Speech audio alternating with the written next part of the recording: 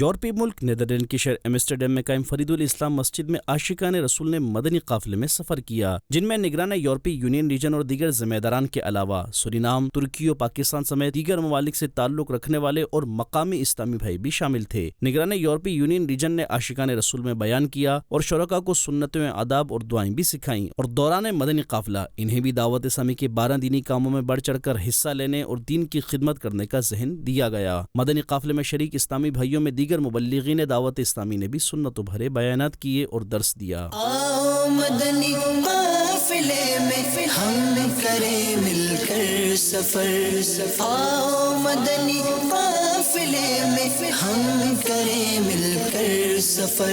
دوسری جانب ایک اور یورپی ملک اٹلی کے شہر مچراتا کے مدنی مرکز فیضان مدینہ میں بھی ذمہ داران اور دیگر اسلامی بھائیوں نے مدنی قافلے میں سفر کی سعادت پائی۔ نیکی کی دعوت عام کرنے کے لیے اسلامی بھائیوں نے علاقائی دورہ بھی کیا۔